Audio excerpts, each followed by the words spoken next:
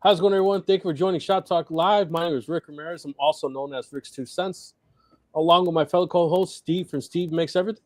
Yep. And Rogers just came back from Mexico, so I'm not sure if he's settled in or still getting off a plane or what's the deal, but he may be joining us later. Buried in snow. Yeah. Maybe he came back and just said, what was I thinking?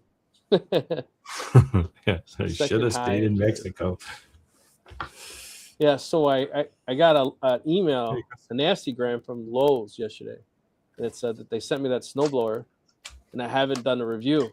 So I said, we haven't got over 2 inches of snow. So tomorrow I'm going to do a review on a snowblower with no snow. Graveling, shooting gravel out of your driveway. I'm going to go over the features. And say I'll do a follow-up video when you can actually see do it with the. Is it a snowblower like a handheld one, or is it a? Yes, the handheld one. It has like a tracks, like a tank. Yeah. I hate the. I would never recommend the track drive snowblower to anybody. So to me, the whole idea with that is that bad habits, right? So like you're used to muscling it.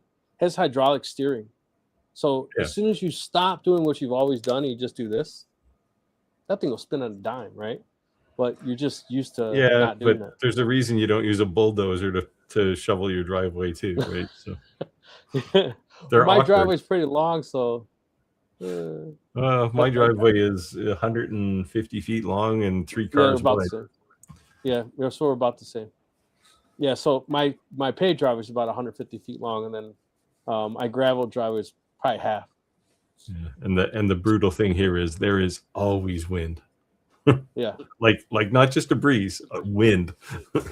Yeah. Spectrum of Reality said, "How's it going, boys? How's it going? Hey. Hello. Let us know where you guys are checking in from." You know, we said that there's a lot of changes in the makerspace where the go-to app or the go-to how to get your feet wet, so to speak, because everyone kind of mutually agrees is Etsy, right? And the reason people say go to Etsy is because that you can have a phenomenal website if nobody knows you exist, right? That they're just not going to drive the traffic. Etsy takes a very large portion of your money with all the fees and everything else. So most people's object is to gain a customer and pull them off Etsy into their website and get a repeat customer off of it. And that's how you kind of get known. I mean, I have an Etsy store. I don't ever really sell too much on there for that reason, right? Because usually people will see something on there that I have as a listing and they'll go, I really like that, but I want this other thing. And then I say, well, I don't sell that on Etsy, so let's go offline. Right. I mean, Etsy, if you're just getting started, sure. Right. But your goal should not be to get on Etsy. Your goal should be to get off of Etsy. I agree, because the other problem is that even if you are extremely successful on Etsy, and I'm saying this not from experience with Etsy, but experience with eBay, and something goes south where you get your account banned, you just lost all your income. Yeah, it's your whole business, right? So I was doing tons of stickers with a 54-inch vinyl plotter. I mean, everything you can imagine, all kinds of signs, and maybe 30,000 items a month, right? Five people working for me full time. And then all of a sudden I started getting all these negative feedbacks, and the people were buying it and leaving me feedback before you even sent it out. So I told eBay, how can you leave me negative feedback saying poor quality or whatever? I haven't even sent it yet. They haven't received it to say it's negative. And eBay wouldn't make it right. So I got banned. I ended up setting up a new account. They tracked my IP address and said I was banned, shut me down. I got my IP address changed, set up a new account, and they figured out I was the same guy, did the same exact thing, and I got off eBay. So I'm not trying to discourage anyone, but I'm just saying lessons learned, right? So my problem was that was my livelihood, eBay. That was it. Like I didn't have to go outside of it because it was pretty much all that I could handle. But it really hurt me financially and everything else when that happened. Yeah, I don't know. I don't sell on eBay, but yeah, just the way I do business, I don't really sell anywhere in volume, right? So like Etsy is good if you want to sell 1,000 of something a month. But that's just not how I work, right? Yeah. Like like, well, Tim's on now, right? Yes, he is. So I did this for Tim. This is for, actually, it'll have a screw in the bottom, a bolt hole for to mount on a trophy. Apparently for the guy who brings in the most lobsters. Well, the person will say, not a guy necessarily, but this was done on a bamboo H2C. So the reason I brought that up, the whole thing with Etsy, was because we said that Etsy was originally designed as a makerspace, right? And it had to be handmade, or you had to be a person making it. But then what happened is Etsy changed so bad that it was the only way you really become successful is if you're basically paying for ads or advertisement or to have yours go to the top. And you really weren't competing with makerspace. You were competing with China, who were mass producing it. And at some points, even lying, saying they were stateside and they weren't. You know when you get it from China. Yeah. But then Etsy kind of had a reform, was kicking a lot of those people off. So for the first time in Facebook Marketplace, which I do now sell a lot on, I'm seeing when I search for something that it literally says it's not Facebook Marketplace. They're kind of doing like Walmart does. You know, Walmart allow anyone to sell on it, but it allows you, it'll flat out say that they're, you know, not affiliated, whatever. So now when you're clicking on it, it's taking you straight to Alibaba, you know, to all these other Chinese websites, but they're being advertised directly into Facebook Marketplace. Yeah, it's, well, I mean, this is maybe one of the hazards of globalization, but I mean, it might in fact be handmade, but you know, a million people making the same thing. Yeah. For one company. Yeah. So before we were online, I laughed at Steve because he said he broke down one day and he made the lizard or the little toy. So I made my first. The print in place. Yes. And these are for Ricky's Valentine's Day party. He's going to give them away to all the kids in his class. So Steve said that I'm going to regret it because now the kids are going to know that he can make them and they're going to want more. You're now a slave to 5-year-olds. Yeah. So thanks to Roger, when I was asking what does he really think of sunlu, he used a lot of sunlu. I ended up buying some sunlu. This is that roll that's like all the different colors mixed. Yeah. So it's kind of cool how it does that two-tone feature on it. Yeah, I've been talking to Sunlu actually this week, in fact. Nice. They're suggesting we do a partnership of some sort because I use a pile of Sunlu filament, way more than I use bamboo filament actually. So I like bamboo filament, the fact that I can just set it and forget it. Just Sunlu's the same. But same settings. But I can't say that I favor something I can't buy. You can't have something you can't buy, right? Right. And bamboo's just always sold out. I mean, like, and I order a lot at a time, but they're just always sold out. And I'll be honest, I'm Amazon spoiled now. I can go order Creality or Sunlu and have it the next day by 4:00. So that also means I don't need extra inventory in stock because I have to kind of barricade my back area with stock. Well, the reason I got talking to Sunlu, or Sunlu started talking to me, was because I sent them a bit of a nasty gram because I use this matte gray PLA filament and I use a ton of it. And I went to the Amazon store and it wasn't there. Like they had orange and red and black and white, all the typical colors, but no gray. So I sent them a nasty gram and said, like, what the hell? Why have you stopped making gray? Like I use this all the time. Right. But I used my YouTube email address and I guess they kind of looked me up and went, oh, okay. So what they did was they ran out of it. So it was out of stock, but rather than just have the listing there with nothing in it, they just took the listing away. And it's like, well, how am I supposed to know that it's out of stock? Right. It's gone as far as I can tell. So anyway, it got resolved, but that's cool. Who knows? So maybe I'll do something with Sunlu because I like their filament. It's like, it's cheaper. It's a couple dollars a spool cheaper than bamboo, and I actually like a lot of it better. Now they don't have nearly as many colors, but yeah, I have nothing negative to say, but I'm only one roll in. So I'm like 40 rolls into Bamboo Labs and like 15 rolls into Crealities. Crealities, I think, print just as good as Bamboo. My only thing about Creality is once in a while it gets tangled, or the end has a hard pinch. When you're setting up multiple colors for it to roll from one to the other, it'll get stuck. That's it. But as far as like print quality, and the only thing that sucks is when you have a print that's like really long and it's in the middle of the night. I've actually switched my rolls.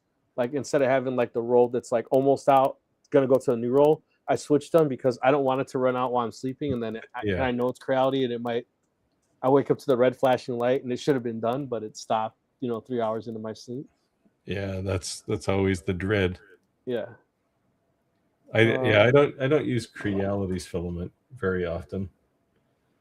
Yeah, I bought it because honestly it was Amazon Prime, and I thought if it sucked I'd send it back and I'd have no problems. Yeah. No, I think it's probably fine. Yeah. I mean, there's some really, any of the no-name type filaments, you have to be cautious of some of those, but yeah. So David said hello from South Milwaukee. Hello. Welcome back, David. Good evening from Chicago. Jim, did you get your circular image put on the bottom of your martini glasses?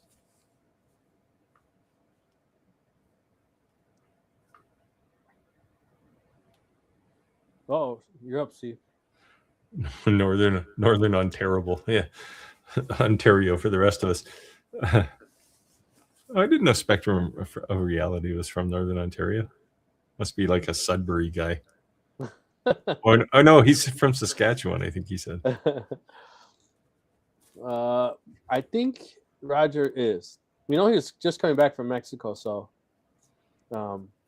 yeah. Lost in the snow.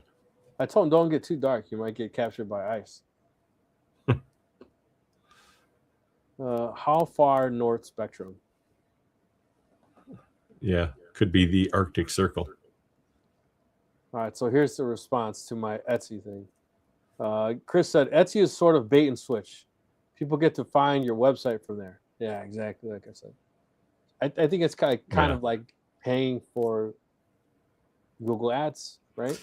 Yeah, I mean, Etsy's basically your paid sales team, right? It costs a lot of money, but you'll get sales. Yes.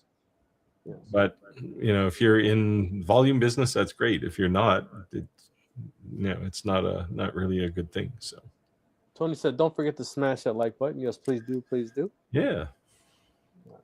I do enjoy seeing where everyone's checking in from. It's definitely cool seeing that we're definitely a global audience now. I think I'd say United States, Canada, UK, Australia are pretty hard on our Shop Talk Live. So that's pretty cool. So Tim, as I mentioned to Tim today, the little lobster I showed you, he can put that on his shelf in his store. The big lobster, and Tim, I hope you said 7-inch base because it's 7 inches. If it isn't, we'll be finding a different color of brown for the base. Chris said, I call those sites like Walmart sales brokers. Yeah, exactly. I mean, and as long as you go into it knowing, that's okay. But the other thing is that you got to be honest and figure out what your cost is, because if you can't always be the bottom of the barrel because you end up taking a loss. I saw this video the other day. I forget his name. That's horrible. The guy we had on who was all the CNCs. Not Andy, the other guy. Oh, yeah. I've now forgotten it too. A fellow YouTuber was selling an item massively for like a year until you realize he was losing like $1.18 every time it sold. But the thing is, like, you got to add up all those fees. You think, well, if I'm still making $5 and I'm selling 1,000, that's 5,000. That's 5,000 and a half. But if you didn't do all the math to figure it all out, kind of find out you're losing $2 every time you sell it. That's a lot of money. 6,000 in cost, but 5,000 in revenue. Yeah, yeah. So definitely something you want to think about, and it's those lower priced items that they'll get you. Yeah, I mean, generally the percentage Etsy's about 20%, I think, but there's a minimum, right? So Right. if you sell something for $1, there's no way you're going to make money on it.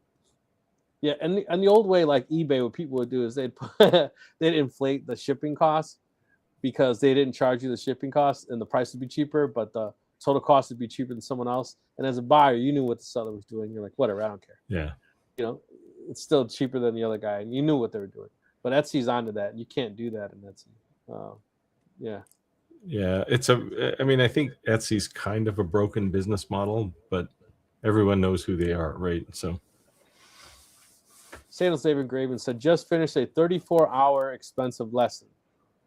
Printing the enclosure for the PET G and PLA support. Part is black while support is white. And guess how many poop for this goof? Will not do it again. Do you have an AMS or? Well, it's. Well, I guess if you have a single head versus dual head. It's only got a single head, right? So you're doing a ton of purging. Yeah.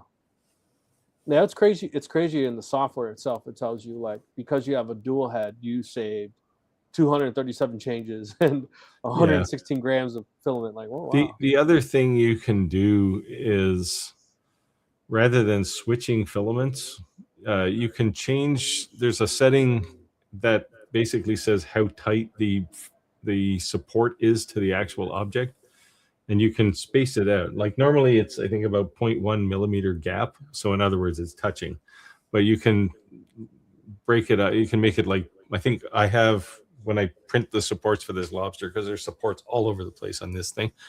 I think I have the gap set to like 0.3 millimeters.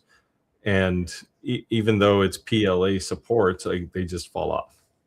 Yeah. But they're still there to support, right? So you've been talking about. You can try that too. You've been talking about fails lately. My son wanted to print this for my wife for Valentine's Day. Yeah, nice. Right, but every time I printed it, you see the fingers. Yeah, the support marks there. Well, they're supposed to be round. They were flat. Yeah. Every time, no matter how many. It would never keep doing that. So we're gonna sand it a little. Yeah, but that's the mark there is from a support, right? No, it literally, like the support didn't hold it, and the round part that was supposed to be the finger just fell down. It wasn't staying up. You can change the density, like you're using tree supports. I tried tree supports and I tried those bars. I tried both. Yeah, bars wouldn't be good. But if you're using tree supports, you can change the density of the tree support. So when it gets up to the finger, you can just have like lots of little tree branches. Okay. That might help. I have to check. I don't remember the setting though, but you can, because by default, if you're using default trees, it finds a balance, right? Right. And that balance, especially on a curved surface, it won't be good. I mean, this thing is huge. It took 3 days. Yeah. I printed 3 times.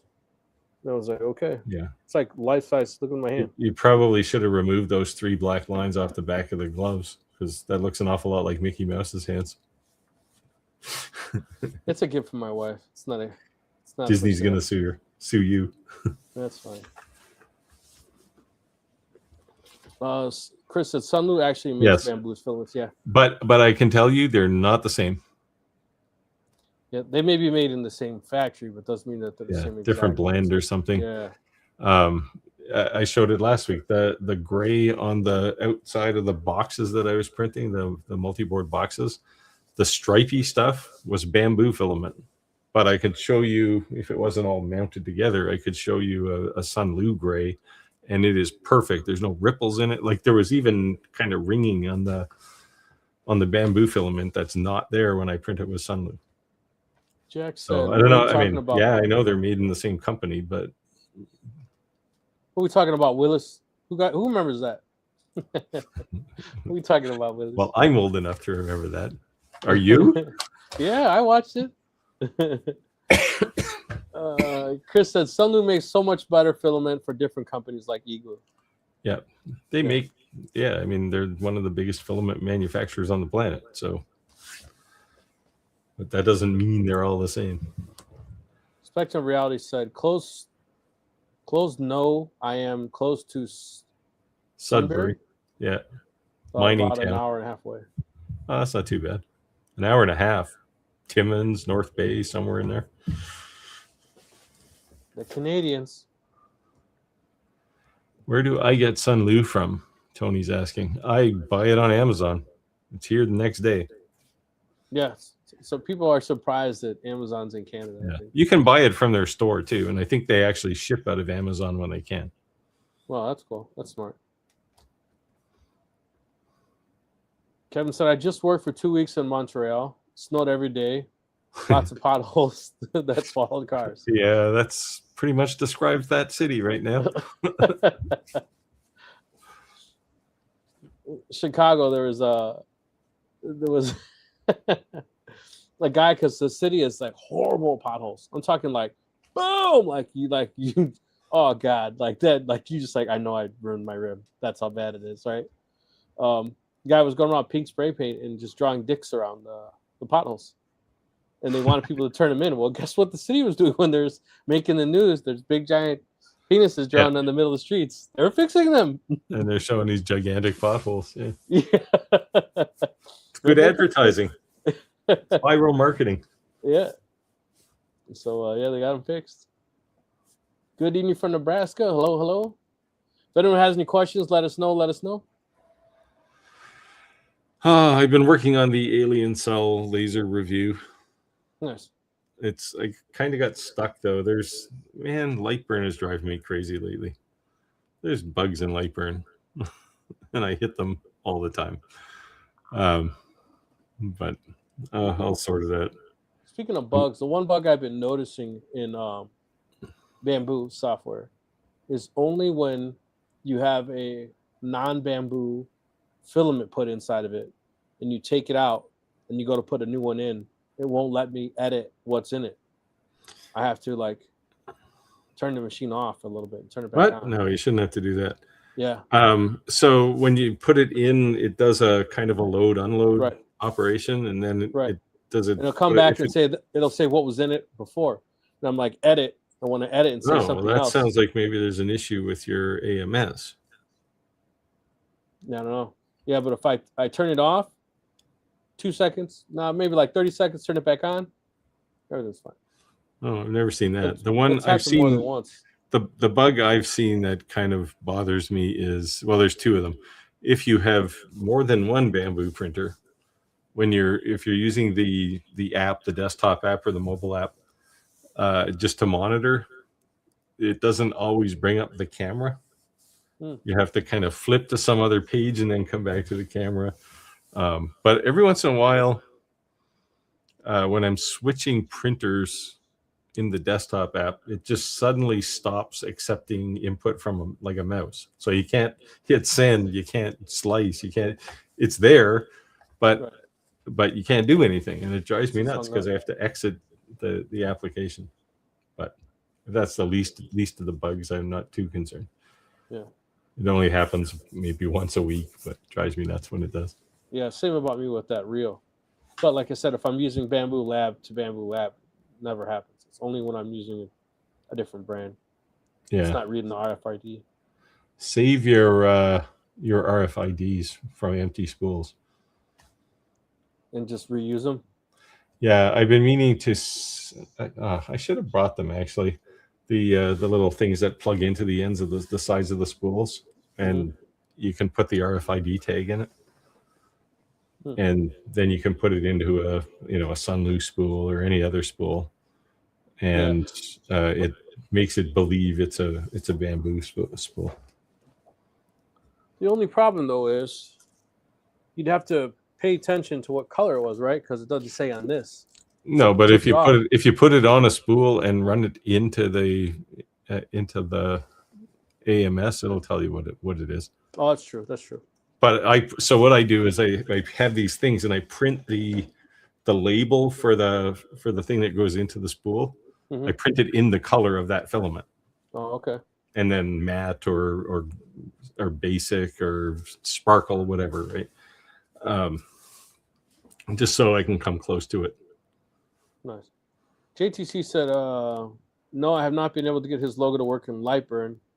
I'm waiting to talk to a graphic designer.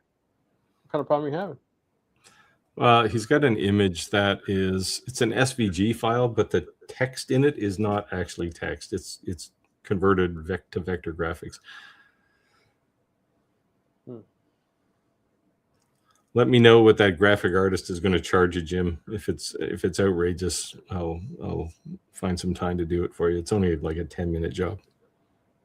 Okay. But I'd need the font.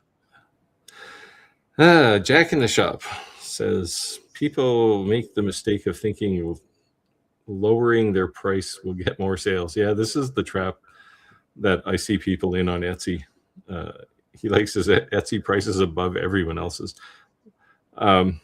Yeah. I mean, there's always a race to the bottom in Etsy, and that's the influence from like China and India stores, right? Because their labor rates are non-existent, and they can charge next to nothing. Like even so, I see it in chess pieces, right? Ebony and rosewood here are insanely expensive. But I mean, they're chopping the stuff down and throwing it in a shredder in India. So they make ebony chess pieces for the price for like a tenth of the price that I could make them. Yeah. And good on them. I mean, there's nothing I can do about it. But right. Tony, so Rick, you fixed your audio issue. 2 things. One, I can't be on the opposite side of my basement. HVAC flashing, I think, is causing the Wi-Fi issue. And we did a little test before we went live with Steve and I. When I used Google Chrome, I was still breaking up. I went to Safari and no problem. So. Yeah, well, don't get me started on Chrome. My wife is totally addicted to Chrome, and it's like, come on, use a real browser. This thing is terrible.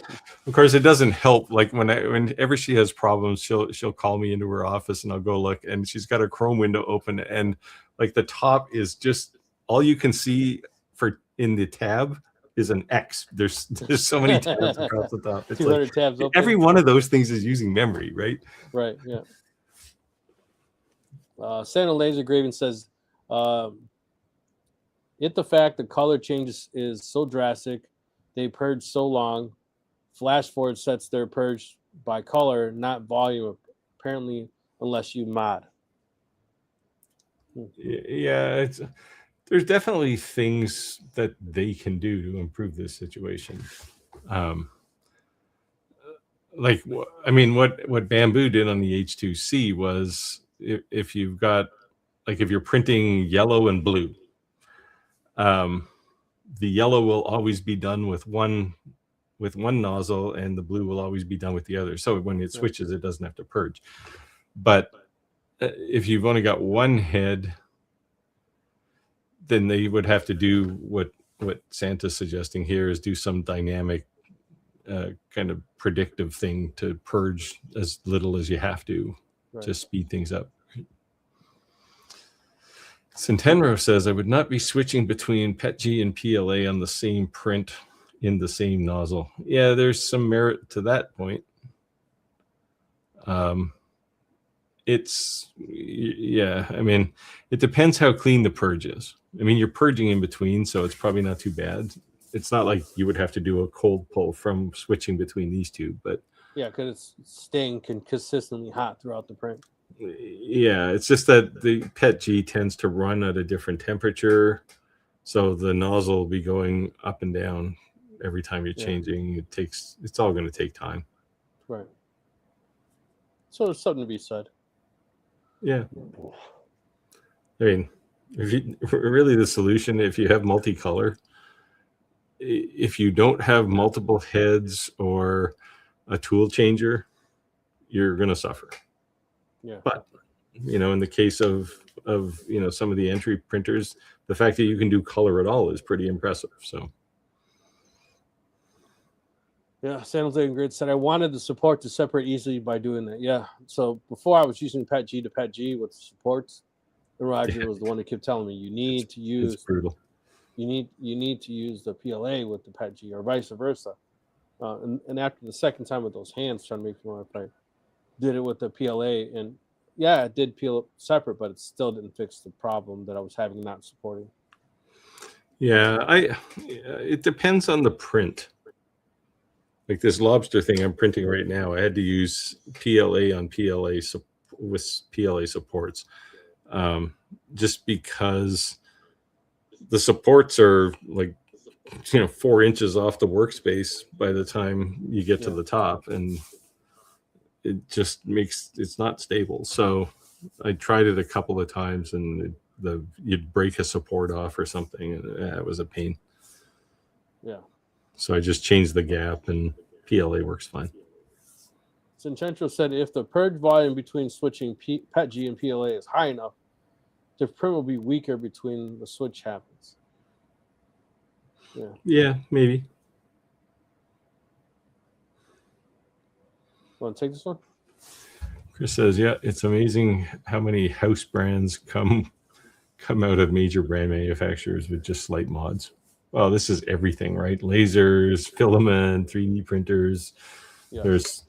That's China's model. Yeah. Literally. That's their MO right there.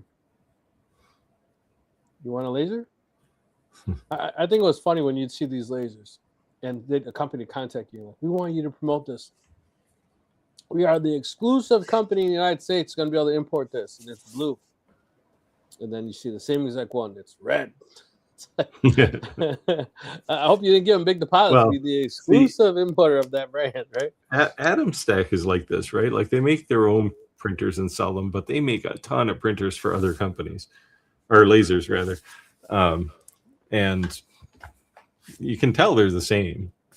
Right. But like Aether, remember those guys? They were Atom Stack printers or lasers. Geez, I got a printer on the brain now.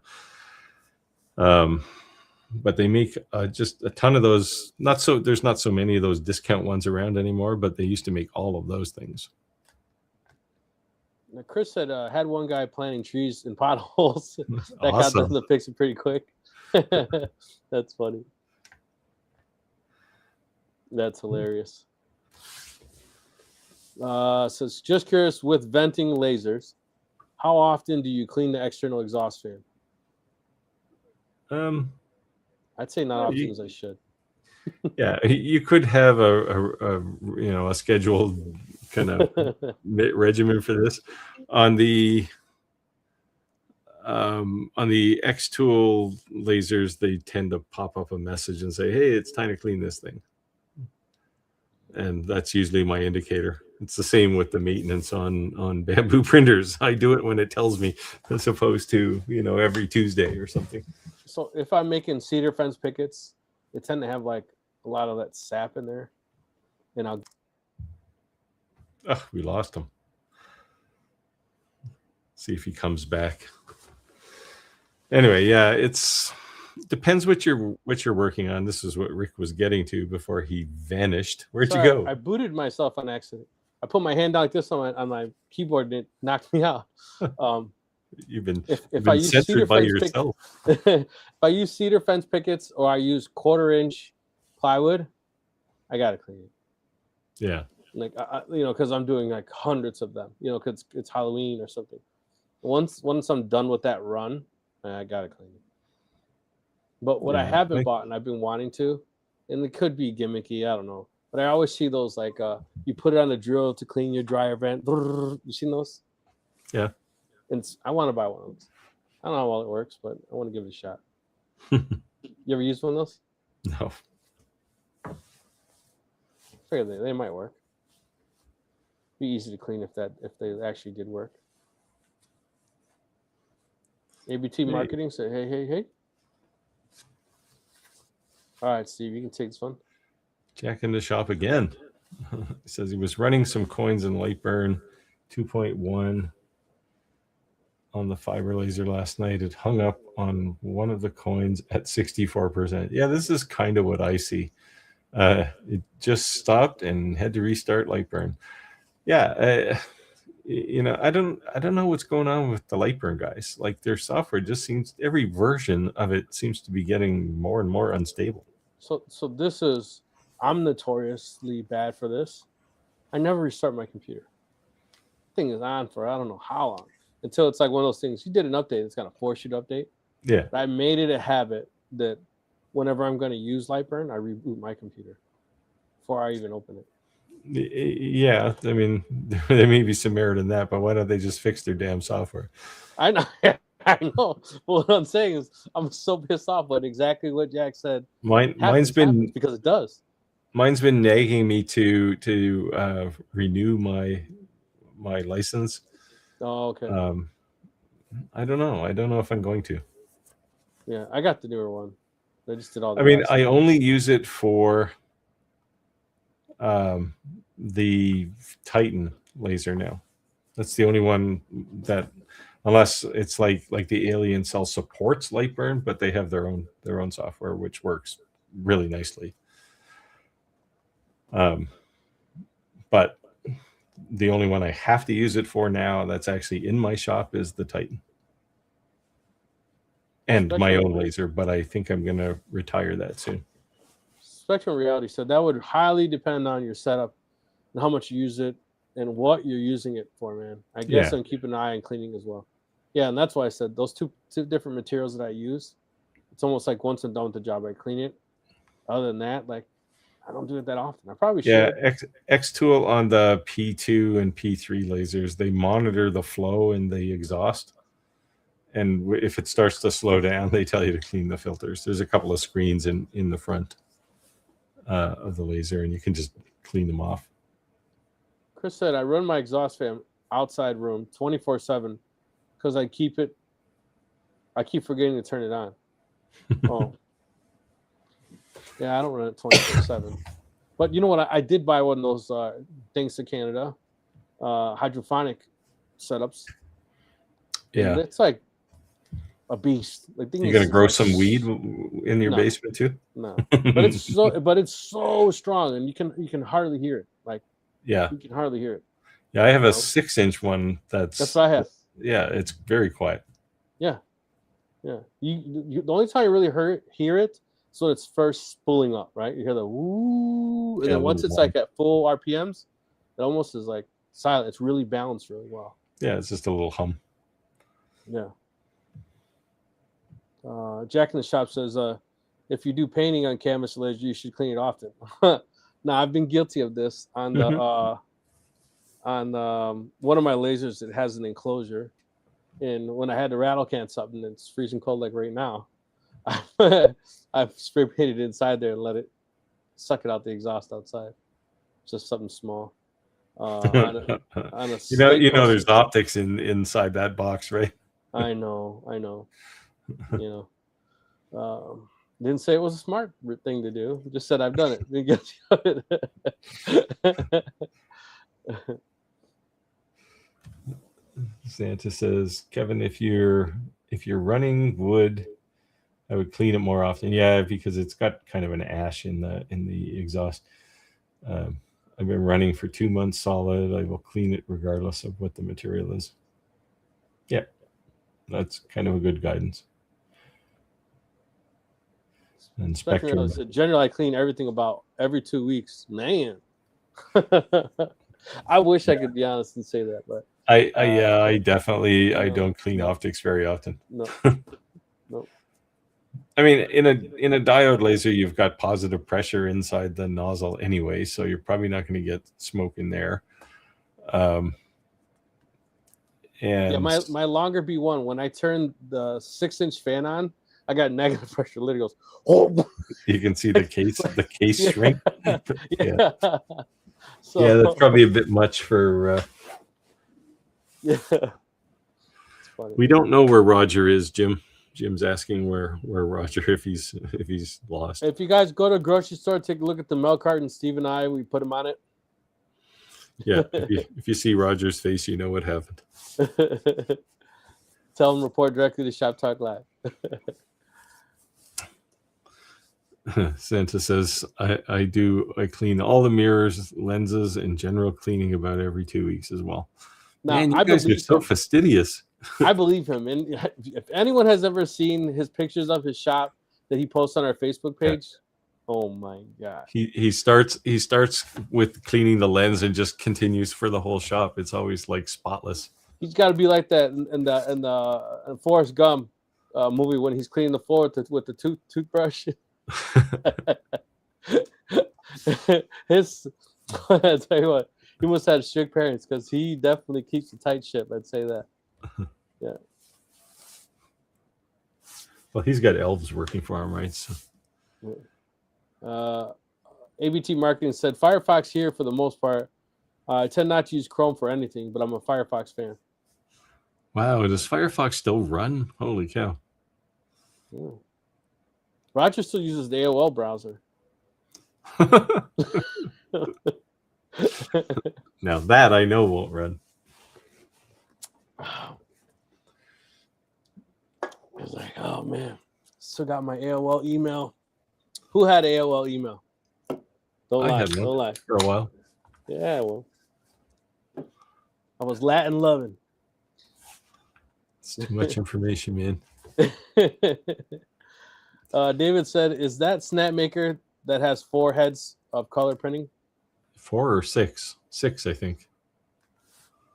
Yeah, well, that's one of them, and the Prusa, whatever they call the thing, XL, is that what it is? It has 6 as well. Now the downside, so the advantage, so the Snapmaker, the advantage of it is that thing changes colors in like 5 seconds.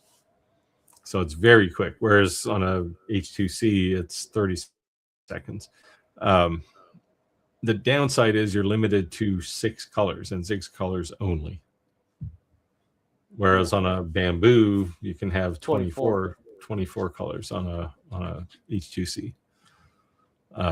I don't think I'd have patience to print anything with 24 colors. But. I know. I seen these attachments that they have like, oh my god, it looks like a Frankenstein because how they have to put all the AMSs together. It's like yes, oh yeah, it's a like a daisy chain kind of network, right? Yeah, so yeah. Like, but you can put on an H2C, you can put 4 AMSs, and that gives you 16, and then to get the rest of them you can use the HF whatever it is, the single, so you got a whole row of those things, right? Yeah, like aside from the cost, these all have to be plugged in, so you got to have some serious power bar capability. They don't use a lot of power. And then the other thing is that if you plan to use the heater with the Bamboo, if you get the one with the AMS that comes with it, it comes with the plug for the heater. And then if you buy a second AMS Pro, inside the box does not come a plug for the heater. You have to buy it separately. Yeah. So I was like, what? I got it. I go to use the heater and it says you can only use one. You can only heat one at a time. Yeah, because you're using the power off the little network that connects to the. So I didn't complain. I just went and bought another one, but I wish it almost prompted you like, you should buy this, or many people buy this. Well, they do sell them in their store. They're about $24, but it's a 24 amp, 3.5 amp or 5 amp supply adapter. You can buy them for. I bought my extra ones on Amazon for I don't know. I think $10 a piece or something. They were pretty cheap. Yeah, I just bought theirs. I don't want to deal with the issue. Your video is frozen, man. Is it? Oh yeah, and of course you know what kind of pose you're in.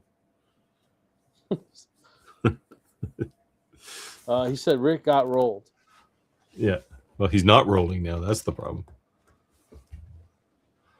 Chris says, I have one day every 2 weeks where I do a full sweep clean of all machines, optics, and mechanical, and the floor, he should put here. Nice. Want to take this one? Yeah, Chris says, LightBurn's main problem is keeping up with operating system updates that keep breaking things. I'm not sure that's their problem, because, I mean, they use... The most complicated thing they use from a system dependence level is the USB port. Hey, Skylar.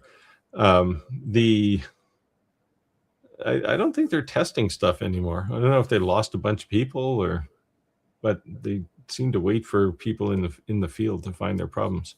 So we were talking congratulations on the big milestone there, yeah. Skylar. Skylar had 700,000 views. 7 million views. Oh, 7 million views. Yeah, nice. Yeah. Yeah, nice one. We were talking about Etsy, racing to the bottom, copycats. Skylar is very successful on Etsy, but I think the difference is that anyone could see your 3D printed file on Etsy and go find it and print it if you didn't create it. Same thing, you know, with a CNC, those type of things. But if you're hand making something with your 2 hands, I'm not saying they can't try to make it, but it's not going to be the same. Yeah, well, it's not going to be identical. They wouldn't find my 3D files on Etsy because I design everything I put on Etsy as opposed to, you know, cloning something. Right. So they're actually clamping down on selling 3D printer models that are, you know, come from other places. They have to be your own. Yeah. Tim says, any update on if CommMarker will include any other of their equipment in their new software? No, I don't think they plan on ever including anything in there. See, they're the CommMarker Studio that they use for the Omni X. They didn't write that. That's actually provided by JPT, whoever provides the UV module for them.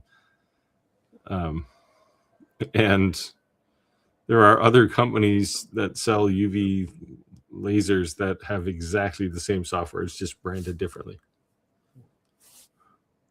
Skylar said, I'm waiting for CNC videos, Rick. I know. I'm sorry. I've been busy trying to make some money. to pay for all those CNCs. Exactly. I've been busy. But I put a 2026 plan together. So I'm going to do at least 5 shorts per week and at least 1 full video per week. That's the goal. So, and that's as of this Saturday. I set a goal in 2026 to do at least 1 long form video a week, and so far I've done 2 for the year. So I gave myself January off, so February. Well, I did 2 for the most part. Yeah, I was burned out from last year. San Jose Great said shrimp and salad, shrimp stew. You know, he's doing the two. Oh, nice that he's cleaning his floor with a toothbrush. It's all the different ways you can have shrimp. Yeah. Well, you're up, Steve. Tim says, Steve ordered the airweight vacuum pads today. Yeah, hopefully the days of clamping will be over. Yeah, I'll be interested to hear how those work. I've been looking at those because I hate the fact that you have to clamp anything on a CNC. I think so. These are basically like a mat that goes on your CNC. I think it's awesome. I just think I'd be the idiot who ruined it. Oh, that sucks. How much did that cost you to get me one? Yeah. Well, no. Well, sure. Yes. I guess that could happen. That's the only thing. I wouldn't complain about the product. It'd be my stupid mistake who did it, you know? Yeah. I was actually thinking of designing an air table, but it's a lot of work, you know, and if you can buy something, you know, like these things that Tim bought here, the airweight it's not ones. Cheap though. Yeah, I mean it saves so much time, right? So yeah. And I think every CNC should have an air table because you know what clamps are like. Have you hit a metal clamp yet? No, I have not used one. Oh. I've been using that double-sided sticky tape, and then masking tape, the blue masking tape with CA glue. Yeah. And then I was also air nailing down a board where it didn't need to be, just to kind of wedge it in place, like on the bottom. Yeah. So but like I put on the last spoil board I made, I put dog holes in every 50 millimeters, so every 2 inches. Yeah, I've been wanting to do that. I've been wanting to. Yeah, and I think when I replace the spoil board, I'm not going to bother. Yeah? Nah. You never used it? No.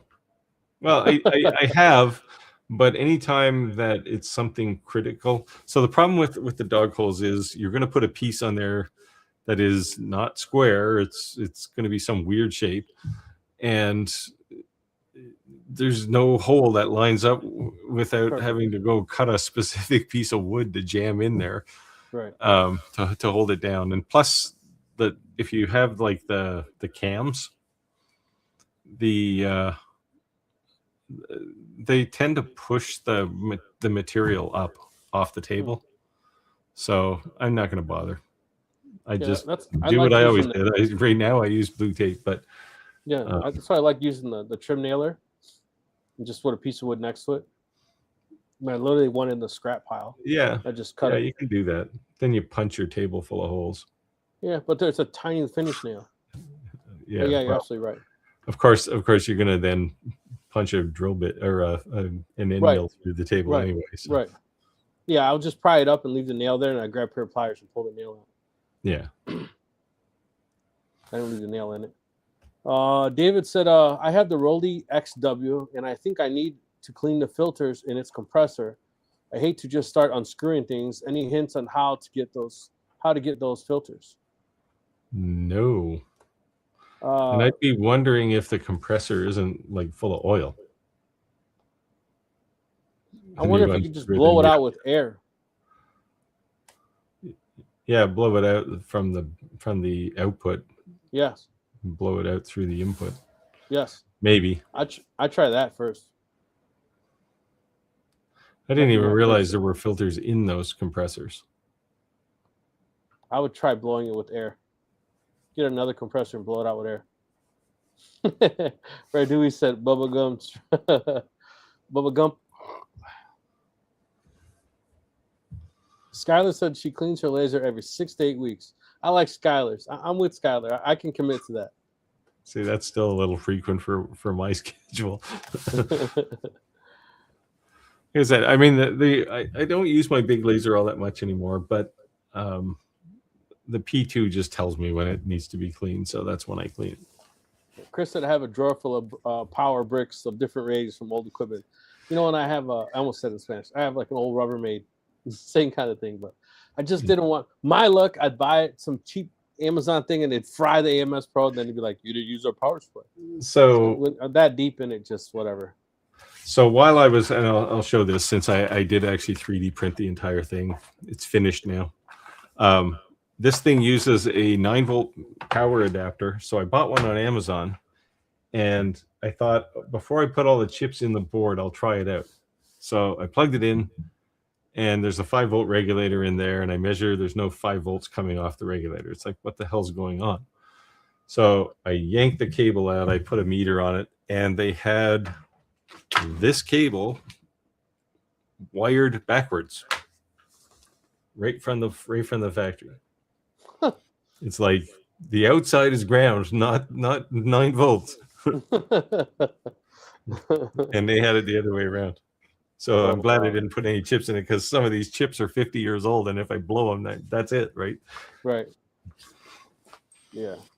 So I guess that proved my point. I was a couple bucks would have saved. I'd have been so mad if I've never seen one backwards, but now anytime I buy an adapter, I'm going to check it before I plug it into anything. Lesson learned. Yeah.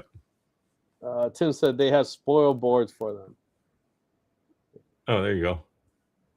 So that's the air weight ones.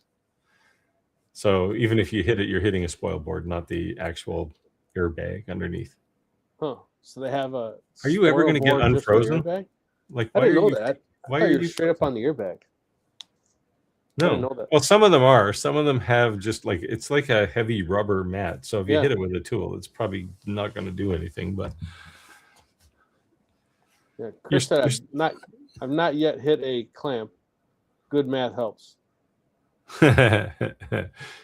Yeah, sure. Yes, yeah. This is Clack makes a good point here, saying dog holes work great for batching things, one-offs, which is basically 90% of what I do. Yeah, not so much. That's why I liked the nailing thing, because I was making something back to back on the same exact thing. I could just pull it out and put it down and Why do don't it in you the same just make exact a spot. jig and drop it in then? That was my jig. Oh, an air nailer is your jig? Yeah, that was my jig. That was my jig. And if you were saying hello to Kalak, get a pin nailer. Yeah. Yeah, well, that's what you're doing, right? What are you doing? And why are you frozen again? You come back on for about 2 seconds and then you freeze again. I'm frozen? Yes. What the heck? Oh, I forgot Clack saying hi to Chris. Ordinary Woodworker says, my spoil board on my Onefinity X50 uses dog holes, and I use wooden wedges to work all the pieces. Yeah, well, this is my intent was to do this, but you can never find a wedge that fits what you need. So I don't know. I thought I had all this great intention of doing it, and then I didn't like it in the end. So yeah, I'm not even gonna lie. I saw a guy on Etsy. He had like the layout of all the dog holes done already, all the math done, laid out perfect for the Onefinity. And I bought it. I bought the file. I was like, why am I even like it was like $2 or something, like it's ridiculously cheap. I was like, no problem. Bah! You know, and I just haven't done it yet. And I thought honestly like it'd be useful, but for the most part, I've just been gluing it down, or like I said, using that air nailer. yeah, well, like I said, I'm gonna, when I replace my spoil board, which should be already because it's full of all kinds of holes, but I'm not gonna put the dog holes back in. Yeah, Chris said he tests all power bricks before with the meter first. Too many mislabeled the wrong polarities. Yeah, I've never seen one with the wrong polarity, and it's like, when did this happen? So I'm kind of glad that I checked it before I put all the chips in this board. Santa says, Steve, saw your message about the snow photo. Keep your cold Canadian air. So I don't know what your temperature is, but right now it's about 3 degrees Celsius here, so it's above freezing. And it's probably dropped a little bit now, but it was warm today. Oh, it's just 1 degree below freezing right now. Chris said, Steve, it's in Fahrenheit, not used to cold. It is freezing.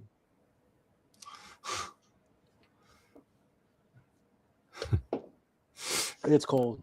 It's definitely cold, man. I feel. Yeah, see, that's what I don't miss about living in the middle part of the continent. It's just so damn cold. Yeah. I mean, I like the fact that the Gulf Stream is like 75 miles. Well, actually, it's that way off the coast. And every time the wind blows off the ocean, it's warm. So, you know, I know somebody with a decent sized boat. And I asked him, you ever take it to Canada? Because he docks it on Lake Michigan. And he says, hell no, dude. It's sink. Now, this boat is like big. And I'm like, what do you mean? And I Googled it. And it said that Lake Michigan, between Canada and the United States, that because it doesn't like have like a real ocean current, it's just basically from winds, that the waves can drastically change from like 1 to 2 winds to like 8 to 12 foot waves, like instantly. Yeah, it's the top end of Lake Michigan's pretty shallow, right? So it whips up waves pretty good. Yeah, but I wouldn't even think it. Like, it's a lake. You can go to Canada. Like, nope. It's almost like an inland sea, right? It's pretty big. I thought it'd be pretty decent, but apparently it's pretty choppy in the middle. To go across is actually pretty dangerous. Yeah. Well, Michigan's bad. Lake Superior is really bad. You know, Edmund Fitzgerald. I'm sure you've heard of it. Yeah. San Jose Grid said we had 17 inches of snow here. Now I'm 45 minutes from the Atlantic Ocean. The wrong part of the Atlantic, I guess. Yeah. Actually, you would have done better with my snowblower than I did this year, I tell you what. Yeah, see, the advantage nobody laugh at me tomorrow when you see me post a video of a snowblower with 2 inches of snow on the ground. The advantage I have where I live is I'm on a peninsula that kind of hangs out in the Atlantic by a couple hundred extra miles, right? So So I'm not picking anybody, but I got a real serious, honest question. Does anybody make actually any money selling these, or these? We don't know what it is because you're frozen. Oh, there you are. Yeah, or anything like these little toys. Those things are crazy popular. I mean, you're on the trailing edge of the fad now, but they were Roger's daughter sells them at markets. Roger prints them and she sells them. Yeah, but when you go to these markets, you see them for like $3 for $5, and you're like, $3 for $5. Well, that's because we're at the trailing edge now, right? And everybody knows how to make them. So yeah. So there's boxes full of them at craft markets. Yeah, literally. You know, I was almost thinking is you'd almost be better off to put like 5 of them out and put a box behind the counter.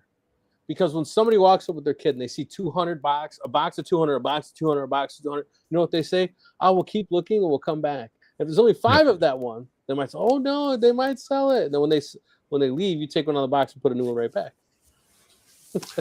Yeah, I don't know. I've seen people selling longer ones than those, obviously, but for like $20.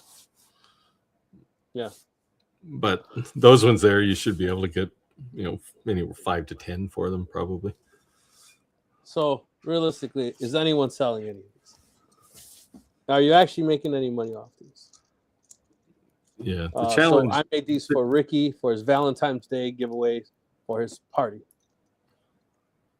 And I mean that's a good use of them, right? The challenge at craft markets, especially now, is there are so many people with laser engravers, laser cutters, 3D printed stuff. Like everybody's got it, and at some point, people will just stop selling things because they'll find that equilibrium. And Tim says, "Careful, we remember fidget spinners." Yeah, I used to have one on my desk here somewhere, but it's gone. Chris said $3 for $5 is probably stock clearance. Too many people are able to make and sell these now. Yeah.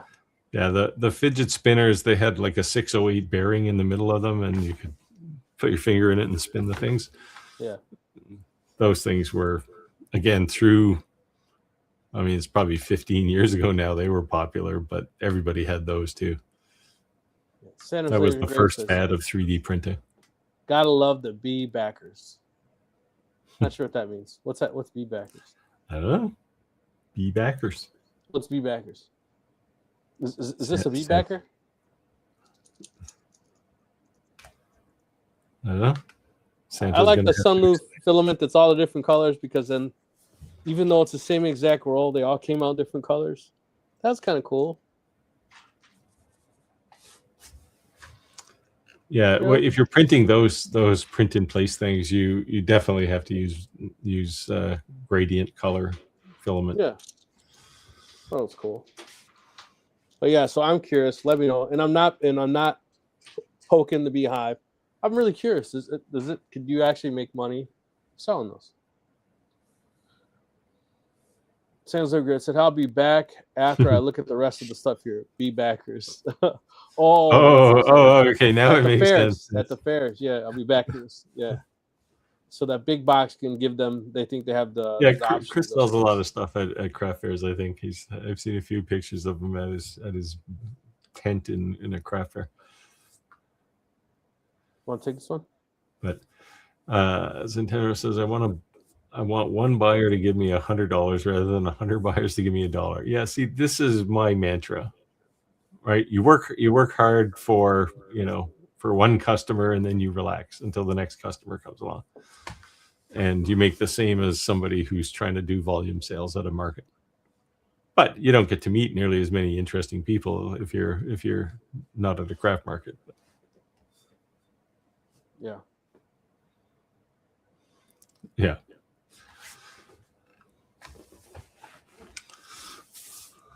Yeah, Clark said, I think he's referred to people at the event saying, "We'll be back." Yeah, that's exactly what he meant. But see, this is my mentality too. General says I know enough people. He's gonna sell some. See, when I moved to the East Coast, that was people would say, "Oh, you've got to meet this person, this person, this person." And I was like, "You got to understand, I'm antisocial. I don't want to meet people." That's funny. You would definitely not know that from social media. That's for sure. Yeah. So let us know if you have any questions. Let us know. Appreciate everyone. Let us know you're joining. Hey, if you made it this far in the live and you're not already on Facebook, remember, I highly, highly, highly suggest that you join. Go to shoptalklive.club. It is not a website. It's just an auto forward for our Facebook page, so we don't have this big, long URL we're supposed to memorize to tell you where to go. So shoptalklive.club. This is not Steve's page. It's not my page. It's not Roger's page. It's Shop Talk Live's page. The reason that I'm saying it that way is because, you know, Steve, Roger, all post content online. I'm not saying influencer because Steve doesn't identify as an influencer. I'm very unreliable posting things online. So if you are a influencer, a YouTuber, a social media, whatever you want to call yourself, you can post your content. If you sell stuff, you can post it. It is a community of our followers, so you're welcome to. You're not infringing on any of our or stepping on any of our toes. You have at it. So Tim's message here next is, I need to take exception because now Tim is saying, geez, no wonder he doesn't return my calls. I have a call log on my phone, Tim, and your phone number appears on it twice in the last month, and I made the outgoing call. So it's you who's antisocial. Okay, so she may have joined just in time. Emperor Laser Engravings.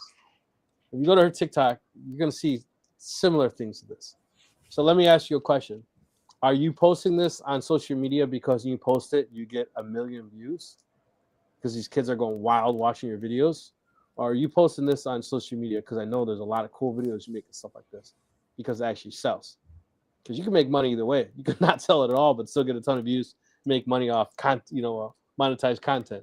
So if you care to share, I'm interested to know. You still freeze, man. So you gotta go to Amazon right now and find a Cat 8 cable and push the buy button. Yeah, I'm gonna do it. I'll run it. Because you're freezing, but your resolution on your camera looks like you're from 1980. Really? Yeah. Let's see. It's just a bad experience for me. That's all I can say. Chris says he's not antisocial. He's just very selective who makes his friend list. What's a friend list?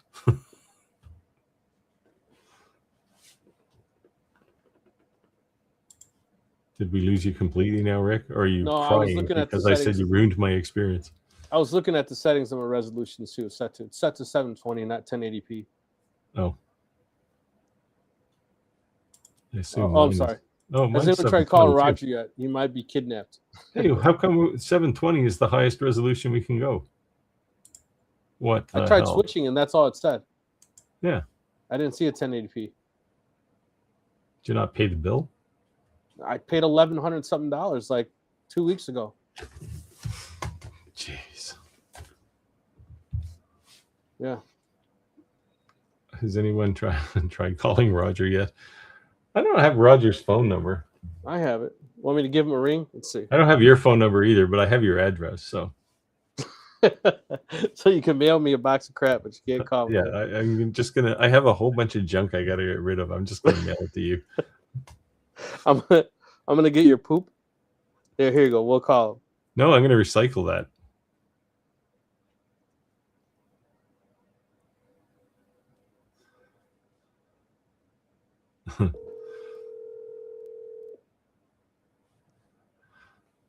Yes, Tim says he's going to start a GoFundMe page for your Cat 8 cable, all $8 of it. Hello? Hello?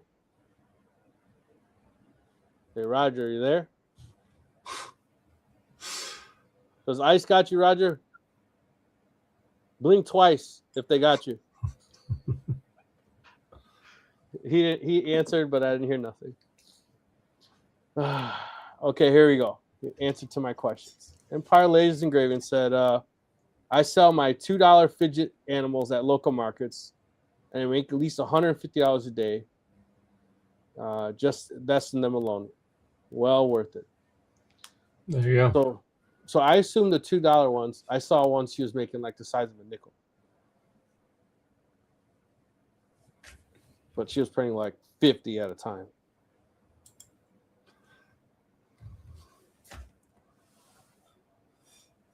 Santa says he's been having fun with some lithophanes. Yeah, lithophanes are neat. With some of Santa and Mrs. Claus photos.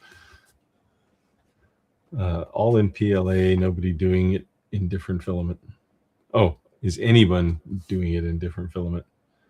PLA is probably the right filament to do that, actually. Yeah. It's cheap and it's pretty rigid, so I mean, Yeah, it's going to be PLA or PETG, and I've never used PETG for a lithophane. I was surprised. I was surprised how cheap the Sunluz bulk packs were, like the 4-packs. Yeah. Of the primary colors, like black, blue, red, white. You know, how cheap they were compared to Bamboo Labs. I was like, man.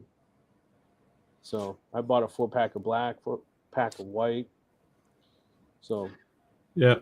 They aren't matte though, right? They're just regular filament. Yes.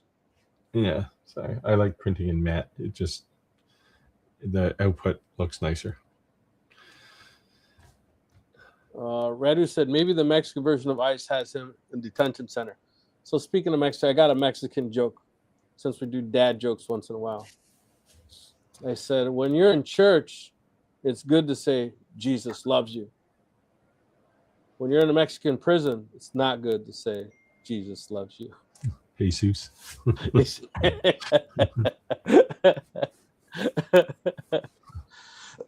Dad joke.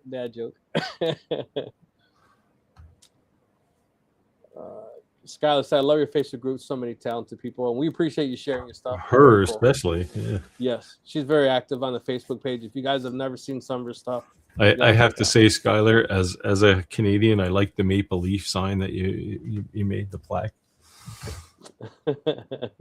Hint, hint, nudge, nudge. Oh, no, don't send it to me. I actually don't like maple leaves because they fall on my lawn in the fall, and it takes me 3 hours to clean them up. Ted said, currently, Creality supposedly has a film. Oh, well, actually, I'll let you take this, Steve. Centero says, Creality supposedly has a filament recycler on the way. I have one on my desk. Can you say anything about it yet or no? No, that's all I can say. I have one. That's all, folks. And it works. I can say that. All right. Andrew says, Steve, any extra Cat 8 cable, send to Rick. He can buy his own damn cable on Amazon. I'll run some cable this weekend. I already had the rings all ran in my basement. Yeah. Like, if you've already got fiber running in your house, just get a fiber to USB adapter. Like it's like 10 gigabit right to your computer. That's what I have a fiber input on my computer, but yeah. It's just weird. Step up, step down, step up, step down. I could use an SFP, I guess, to do that, but yeah. Yeah, it's no step down.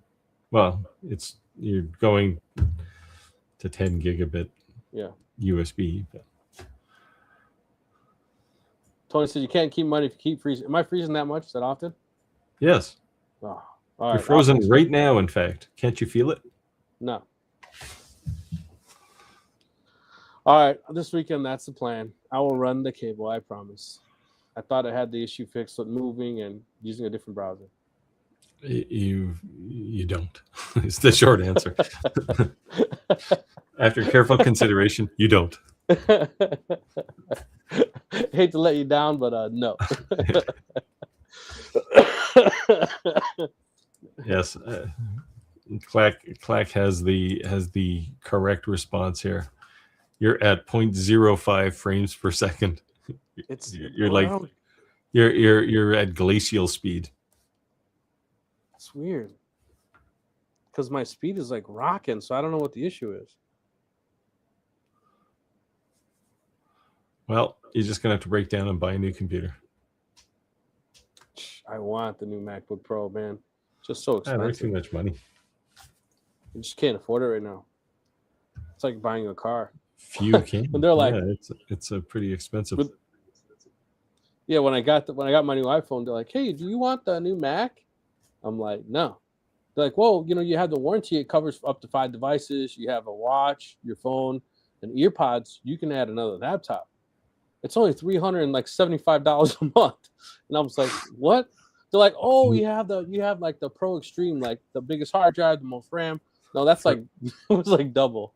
I was like, "Oh no." So it's $375 a month for like the rest of your life, the next 20 years. But they're like, "Well, it's interest free." I'm like, "Oh God." But yeah, that's comforting. Yeah. Yeah. Chris is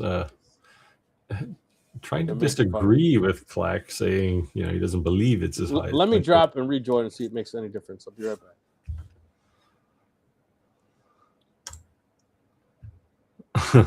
Yeah. Clack is saying it was just a guess. I'd say it's probably an aggressive guess, Clack, because I think he's probably closer to 0 frames per second.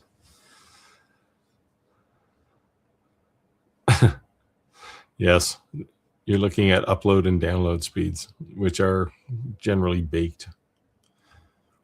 Although if you go to fast.com and measure your line speed, you're going to get something pretty good. Oh, so Skylar says the Maple Leaf sold the day after posting it. Got 2 more orders for it to make. See, now the person who bought the first one is going to think that you're just mass producing these things now. Where's Rick gone? So now's the time to ask a question. That since Rick's not here, you can ask questions about Rick. I'll make up an answer.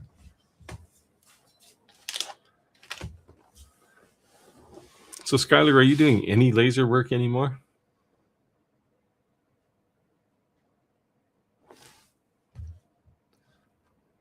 Jeez, we must have lost him.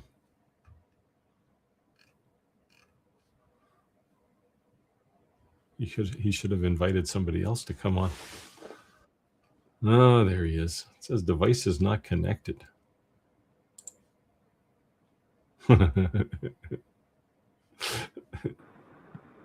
It won't let me add 1080p. It only let me do 720. Yeah, I don't know. Maybe they're having some bandwidth issues on StreamYard. I'm going to send them a message saying, "What the heck, man?" And now your audio is messed up. Thank you, Steve. You're just a train wreck tonight, man. But your video's clearer. Rick must be in Rogerland. I don't know if Rogerland is Mexico or. Oh, Santana is asking me if I've got any new devices I can talk about. Well, the Alien Cell is sitting on my bench. It's well put together, but I ran into this LightBurn issue. What else? I got a CO2 coming from somebody you wouldn't think would make a CO2 laser. And I have a 400-watt fiber laser coming, which I'm quite interested in. Because with 400 watts, you can cut like a half-inch steel.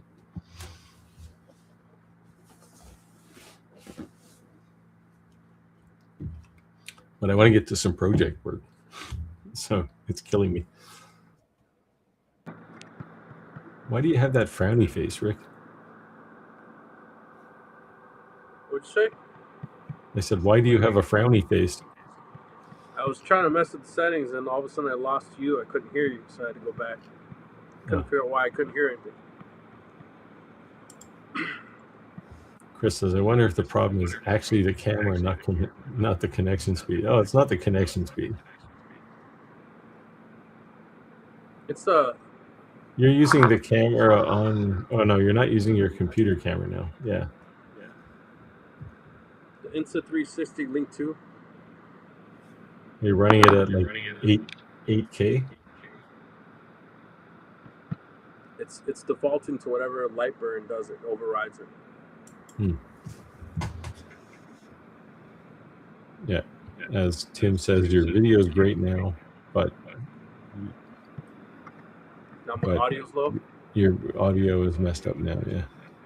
All right, hold on. Chris is like, 400-watt fiber laser. You're getting into James Bond territory. There you go. The company that is sending me this makes like 5 kilowatt lasers. Someone's sending you a 400-watt laser? Fiber laser. Actually, it's 400-watt fiber, 80-watt CO2. So what does it run on? 240? 440? 220 or 110. Wow. Laser doesn't use a whole lot of power, right?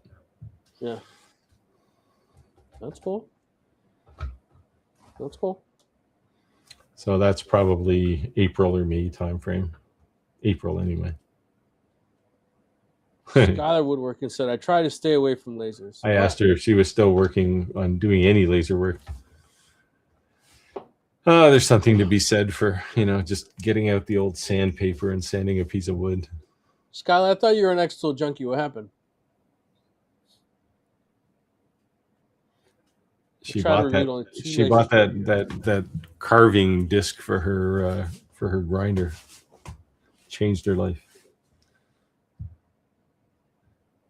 Yes, Clack. It has a CO2 as well. I'm sure the same company probably reached out to you.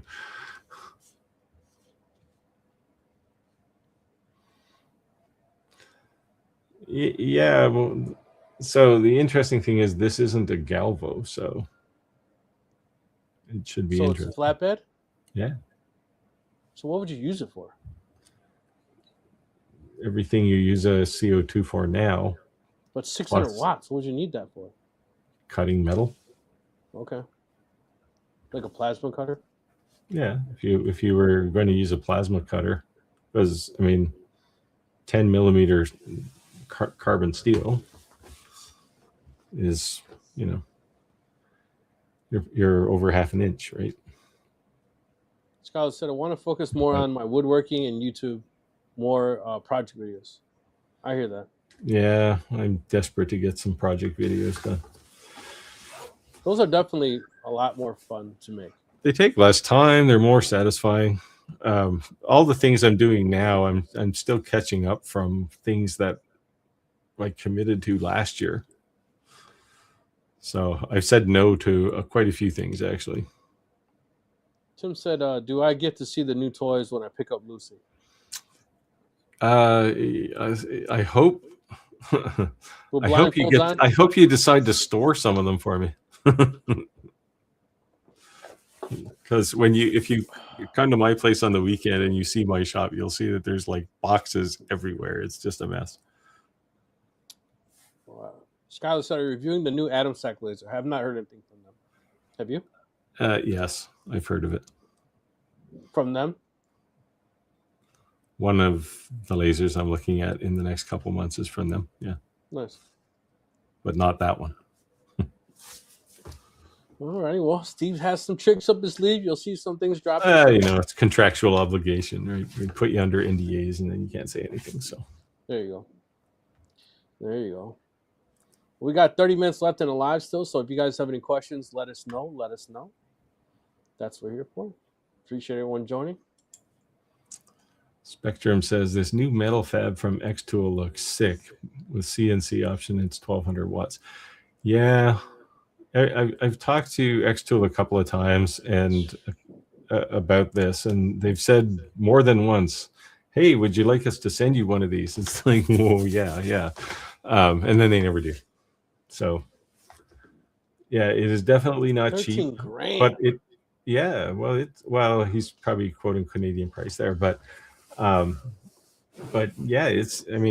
what it does is it opens up a lot of things that you just can't do with any other laser, right? Like like building, those fire pit tables. Those things are popular, especially here where I live, because everybody here has a fire pit, except me. They wonder what's wrong with me, but they're popular for that kind of thing, and just steel signs, like metal signs. It's cool, but man, you're in a different market though. That's not an entry level market. No, this is not the volume market, right? Like this, I mean, you will see things made from like laser cut metals on Etsy, but it's not the $30 thing. These are like, you'll see like metal artwork for putting on a wall, but it'll be in the thousands of dollars range, right? Yeah, I see these really awesome American cut flags, and they're powder coated. Those look pretty cool. Yeah, and they'll sell for hundreds, right? So yes.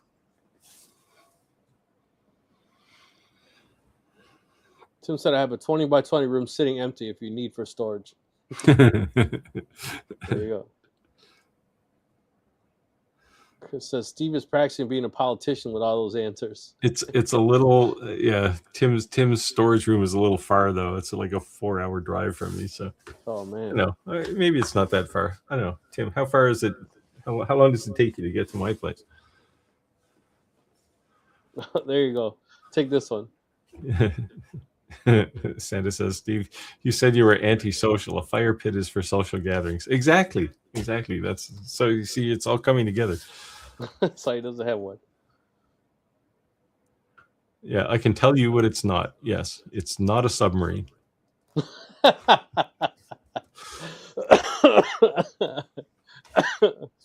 Is it from Russia? No, it's not from Russia. It will take a 6-pack. Oh, Tim's going to bring a 6-pack with him on weekends. Oh, 2 hours. That's not too bad. One of these days, Tim, I'm going to make it down to Shelburne, and I'll pop into your store unannounced. And there you go. Start playing with things like your embroidery machine, just to watch you go. Don't touch that. You're gonna break some.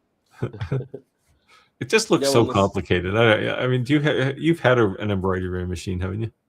No, I've never had one. Oh, I outsourced my embroidery. Tim sent me a picture of his when he got it, and it's just like there's so many spools. Yeah. I never had a large volume of embroidery, so whenever somebody wanted it, I would just outsource it and basically make nothing, just to keep the customer happy. Yeah. So Steve's going to drop in a lot of content. I have some previously obligations, obviously, with the CNC stuff, so you'll see some of that coming. And I'm going to be making a lot more maker type videos, especially with the CNC.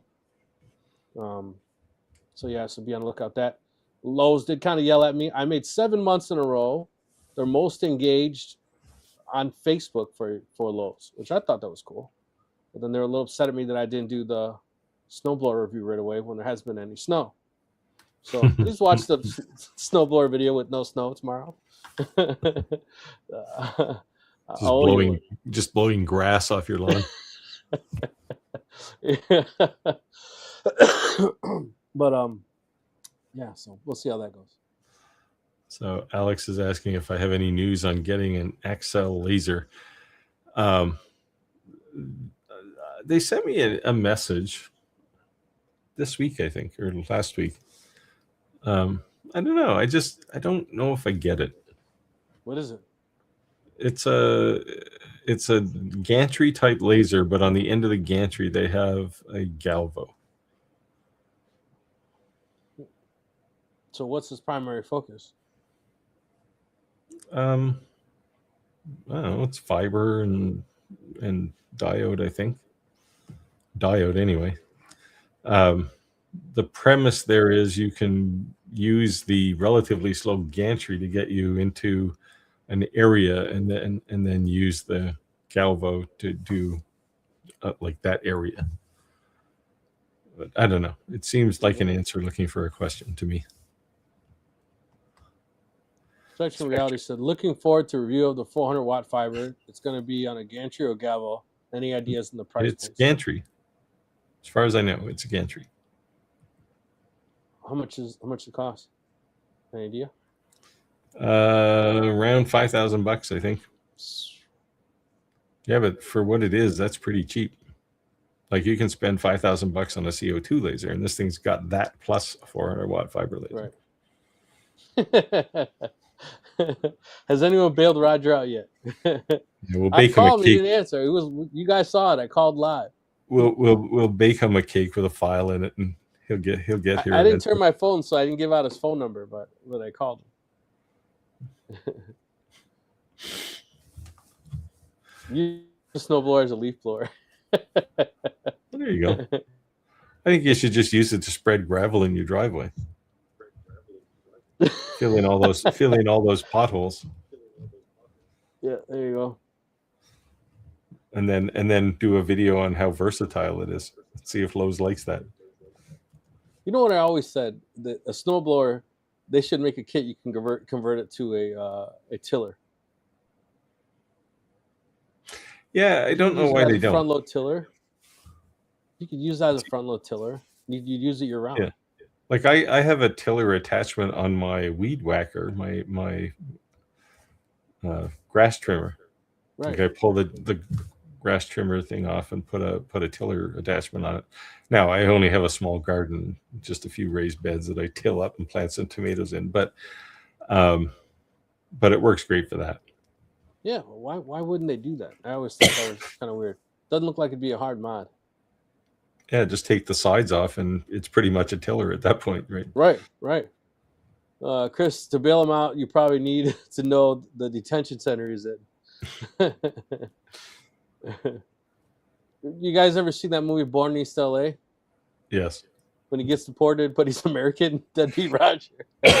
Well, isn't that what's happening now? Yeah, dude, I don't understand how you can speak English so well, but you're being deported. I was born here. No, you weren't. The most messed up thing that I saw is when ICE took 4 Native Americans. And a Native American consul went to them and said, yeah, 4 of our members, like, they're Native American. They didn't have federal IDs. They have Native IDs, which, you don't need in the United States. They have Native IDs. You can have a Native... I think they're still in there. They're going to probably sue them, but that doesn't, it's so crazy. They'll sue them, build a new casino. Yeah. Out shear pins, I've gone. Gotta love gravel. Yeah. The worst thing I've ever done with my snowblower is I used to have these, like stone wall, like the concrete blocks. I hit the end of it and put one of those through my snowblower. Whoa. Well, it didn't go through the snowblower, but all the shear pins went through. Who won, the brick or the snowblower? Oh, the brick, totally. Oh, okay. Just changed a few shear pins. It was fine, but I was so mad. I brought it in my garage the last time, and I wanted to see how easy it would start with the electric cord. And I wanted to, so I had the cord on the ground, and I didn't pick it up yet. When I pushed it, I said, I want to go about a ½ inch more. And like an idiot, I pulled the wrong one, and I engaged the PTO, and I got the cord like, and I was so mad at myself. I was so mad. I was like that, the Christmas show, and the guys swearing in the basement, yelling at the furnace. That was me, because I could be bad at nobody but myself. I was so mad. Spectrum says, apparently, even if you're a native in Canada, you don't need a passport to enter the U.S. I believe that's true. If you're a native here, you're a native there, and you pay no duties. Yeah, it's crazy. That's what it should be. Well, California just gave back I think 5,000 or 8,000 acres to some native tribe. Oh, but I think it was after they mined the crap out of it, and there was nothing back that they wanted it, and it's on both sides of a river. Like, you're not going to build anything. Oh, you got it back. We took all the resources out. Good luck with all the crap we left behind. Yeah, the indigenous people here own quite a bit of land too, including a lot of land that has oil under it. Chris said, I'm thinking of running classes for ICE to recognize what a passport looks like. I don't know. You know what the thing is that I saw on the news the other day that they weren't even getting paid, and they were promised all these bonuses, and they didn't get any bonuses, and so we're not getting paid. So you might see some of these ace. And then it was the saddest that this Mexican got shot recently in Minnesota, and of course they're gonna assume it's a white person, then it'll be another Mexican. I don't know, you couldn't have had more of a Mexican name. If you had like, I'm glad somebody put that imaginary line on the map that separates you from me. Nothing personal, but we're going through some crazy times right now, man. The rest of the world has to just be laughing at us. That's all I can say. We do a bit, yeah. The rest of the world's laughing at us. Yeah, it'll work itself out. I'm glad that I don't have cable anymore, because I don't think I could watch the news. Yeah, I've kind of stopped watching any kind of news. It's like, if I wanted to be depressed, I have enough things bad to think about on my own. When I get the urge to watch the news, I'll just go to my shop and make something instead. Yeah. I have a couple of projects planned. I want to do something. They're actually projects for me, but I don't get to work on me projects very often. But a couple of them I'm going to create videos around, because they demonstrate some not equipment. Like, it's not like, oh, here's how you do this with a laser necessarily, but just the workflow. Yeah. I get what you're saying too. Like, when I first got the 3D printer, I didn't get to do anything for me. Like, the stupid shelf for the EMS Pro, I wanted to print it, but I was just so busy printing for others, I couldn't even do it. If I turn my camera, they're just sitting next to each other, staggered, right? We wanted to print that, and even just I went and bought the big giant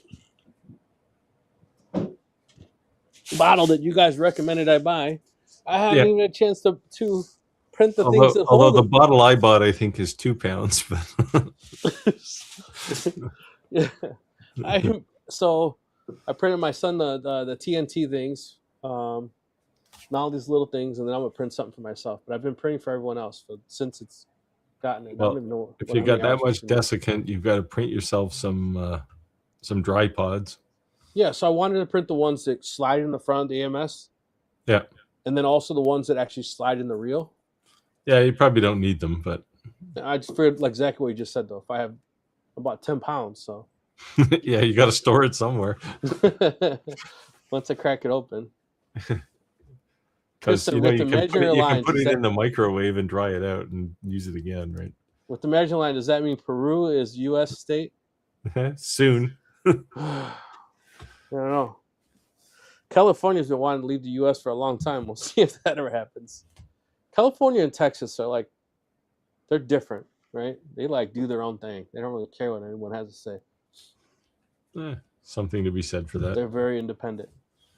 I know lots of people in Texas, and they seem to appreciate the fact that they're different. Yes.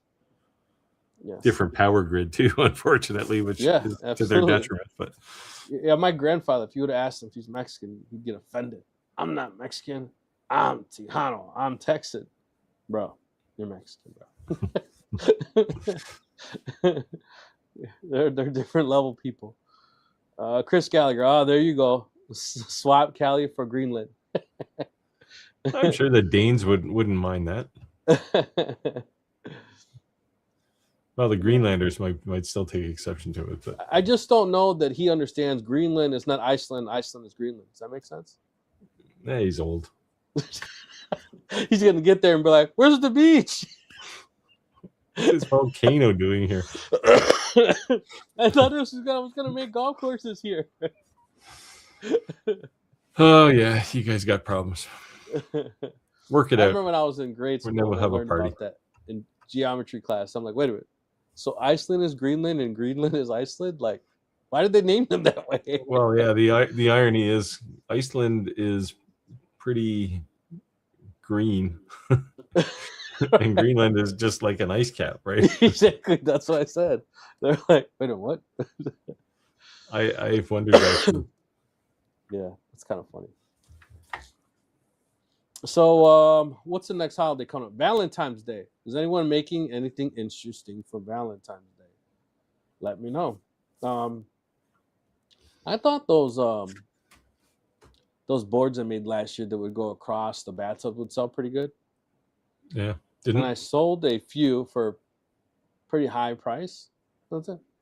But nothing came from it. You need to make like a Valentine's stove cover and then squeeze into Clack's Market. Is Clack still in here? Oh, I told you I kept saying no to those. So many people ask me, I finally said, all right, I'll make it. I didn't say when I was going to start making it, but I would say I finally make it because enough people were asking me about it. I was like, all right, fine, I'll make it. But, really? See, I don't know anyone here who has them. No, I don't know anyone who has them either. But everyone always asks me for them. So it must be more of a Southern thing. Nah, I don't know. Yeah, definitely. I don't know. I mean, I guess in the North, you're probably so busy using your stove to keep warm, you don't have time to cover it up, right? You know, a good portion of the people I work are all from Africa. And one of my bosses says he keeps his house at 87 degrees. And I was like, what? Wow. I keep my house at 68. What do you keep your house at? Does he get the company discount on power? No. He said he's from Africa, so he can't adjust to the temperature. And one of the other guys said he keeps his house at 92 degrees. What the hell? Like, that's nuts. What do you keep your temperature set to? 20 Celsius, so about 70 degrees. There you go. Yeah. So but it's actually 26 in here right now, which is quite warm. High 70s. But it's because I got all my equipment turned on over here. Right. But that's and just the nuts. doors closed. That's just nuts. But yeah, so I don't know. If you care to share on our Facebook group some of these cool looking things, let me know. The whole idea for me behind those, it's got to be fast. If I'm not making a ton of money, I got to be able to just pump them out. And, yeah, the advantage of those things is you can sell them cheap because you can print a whole bed full of them, right? You can print like 20 at a time. Yeah. And you know, they don't use a whole lot of material. Yeah. Yeah. Like they're good for ends of rolls. Yeah, so the whole idea, the reason I wanted that roll that's just a bunch of colors, is exactly what you just said, Steve. Like, you know, like how it made that like cool shades. Yeah. Yeah, the transitions are actually really nice on that filament. So yeah. Let's see, here you go. 70 is a nice cold day in summer. I wouldn't mind living somewhere that's 70 degrees year round. That would not be a bad place to live. Well, no, I think he typed it, the shift character. I think that's supposed to say negative? 97. Negative 70? Negative 70? 97. Oh, 97. Is a nice, cool summer day for him. It's because he lives on the surface of the sun. Just him and a bunch of kangaroos. But it also depends on humidity, right? Because like Mexico is sometimes so humid, it's just like unbearable to be outside sometimes. Well, that's the problem we have here in the summer. The humidity is 99% all the time. Right. You just sweat like crazy. Until almost winter, till like December. That's crazy. That's crazy. So we caught up here in our comments. So if you have any comments or questions, let us know. And remember, we weren't able to give away the laser on the 100th giveaway, which is on our 102th actual live today, because Roger was in Mexico. So we will have upcoming soon a free laser giveaway. So if you don't have a laser and you've been saving for one, put your money away. And for anybody who's keeping track of my coaster, my DTF printed coaster, it's still here. It's still alive. It gets 2 very hot cups of coffee in the morning. Oh, you are using it? Oh, yeah, every day. Okay, cool. And it's still perfect. So if you have a DTF printer, you can make cork coasters. That's a cool idea. Cool. Have you tried your Ufi on there? On cork? No, not specifically. I probably should. It's kind of porous though, and it's not smooth, right? So yeah, it might turn it like a matte finish. Well, if you printed, you'd have to print flexible white. first instead of solid. Like the regular white is pretty rigid, right? So if you flexed it, it would crack. Right. So the base, and then on top of it's that. Yeah. That's normally what you do anyway, right? You print as many layers of white as you need, and then one layer of color on top of it. Well, okay. Chris said, giveaway to be determined by ICE, depending on where Roger is. The internet is cruel. Yeah. So, at least we know he had a very nice vacation. I saw a lot of posts that looks like he was having a great time. So, he probably needed it, that's for sure. He needed a little uplift in his spirits. So. Yeah, he's had a tough year so far. Yeah. So he was sending Steve pictures of him flexing to make Steve jealous of his OnlyFans, but it just hurt my eyes. He sent me that picture too. I offered to send him a T-shirt. He told me, he said, Steve sent me money. Steve's gonna send me money to buy a shirt. I started laughing. I said, if I'm sending you money, it's to buy me a bottle, not a shirt. It's funny. Let's see here. Skylar, any upcoming projects you want to make the group aware of? Or what about Clack? You always got some up your sleeve, too. Clack was looking at lawnmowers there at CES. What do they say? You got to say Clack 3 times? Clack, Clack, Clack. Let's see if it still works. No, he's probably gone to bed now. Yeah. We're right at the end of the live. He may not have hung out to the end. Yeah. I'm struggling to hang out to the end. Man, I keep waking up early. It's like my day starts at like 5 o'clock in the morning, and I'm old now. I like to have a nap in the afternoon. I took a Benadryl before I came in live. My wife's like, is that really a good idea? And I said, if I don't want to walk away in front of the camera every 5 minutes, blow my nose. There you go. There's Clack. Here you go. It worked. Call Clack. Says I got a Lubu hooked up yesterday. What's a Lubu? That's a robot mower. Oh, okay. It's the same one I have, although it's the next generation of it. So someone wants to send me one. It looks like a Formula F1, the front end on it. It's probably that one. Is that what it is? It has like that Motion. I was like, oh. Motion Luba 2. I was laughing it's Luba because 3 now. Mine undocked itself yesterday. And I was like, what are you doing? You know, because I don't want the battery to get ruined from getting so cold and then whatever. And I couldn't lift it off the ground because it froze. Why don't you put it in a garage or a shed or something? It was right next to my pump house, so I'm gonna probably pull it in. Yeah. I put mine inside over the winter. Yeah. Charge it to 80% and park it. So it's a mower. It's a robot mower. What was funny was the same thing, and I get it. New time, new year, new marketing budget. They're reaching out. Same thing happened to me last year when everyone was asking me to do a review on a lawnmower in December. I'm like, I'm in the Chicagoland area, right? Like, you do realize I still have snow on my grass. Like, you're like a couple months out so I can even use a lawnmower. Like, you send this to me, I won't be able to do anything with it until then. So we'll see what happens. Yeah. So the Luba mower has an odometer on it.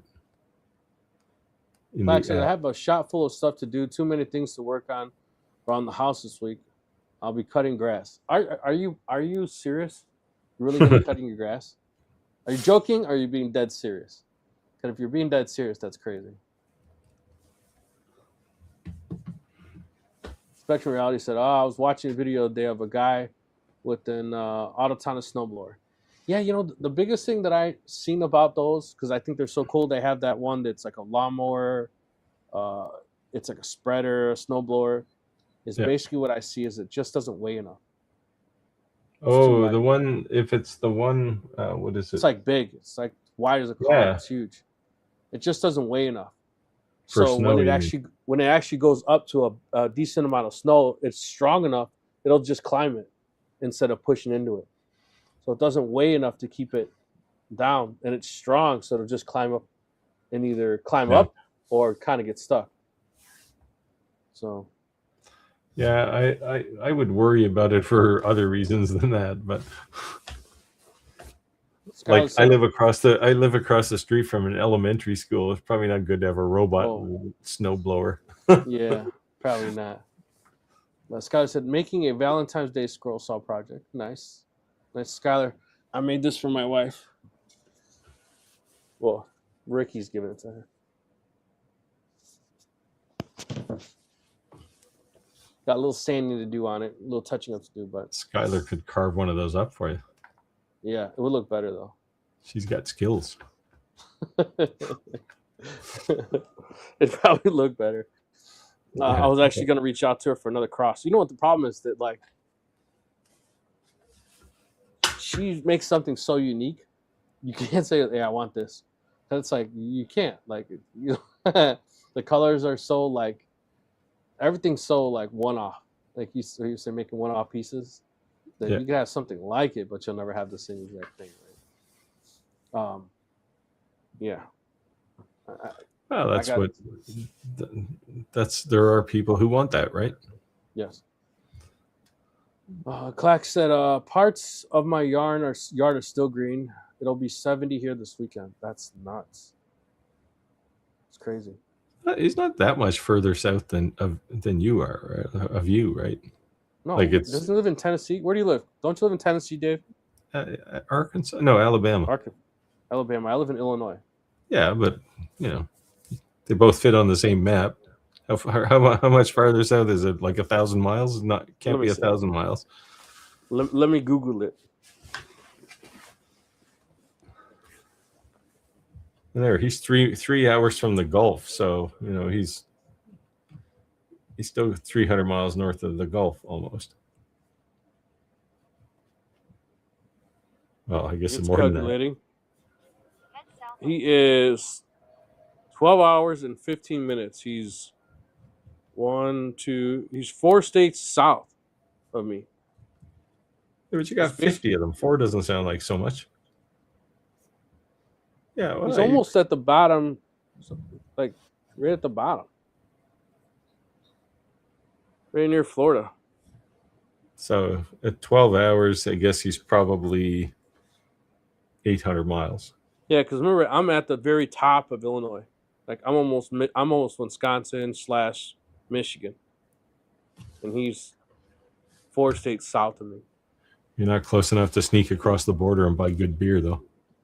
Nah, I can't drink that beer. That should have knocked you on my ass. I'll just stick to the Modelo's.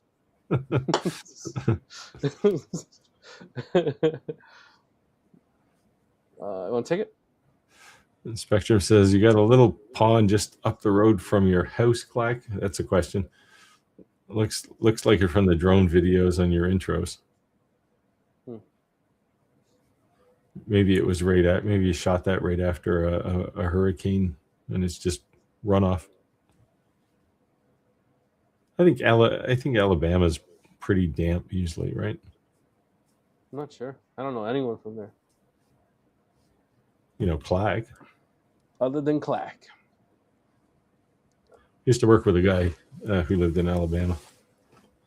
Sanders Lays Engraving said, we used to do a yearly 2x4 contest in an old woodworking club. We had a few people like Skylar, but I would like to see what would come up for that. One person make a woven basket. I like that. I think that's a cool challenge. Just to have a challenge of say, the start day is this, end day is this. You can only use X amount of 2x4s or. Well, you use one. Typically in a 2x4 contest, you get one 8-foot 2x4. Okay.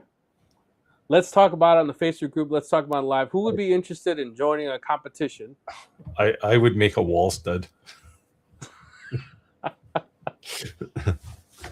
Oh, God. Buddy of mine does these 2x4 challenges every now and again, and he makes some crazy things. Like things you would look at and go, how did you even think of that, let alone make it out of a 2x4? He took that 4,000 watt laser and made 2,000 toothpicks.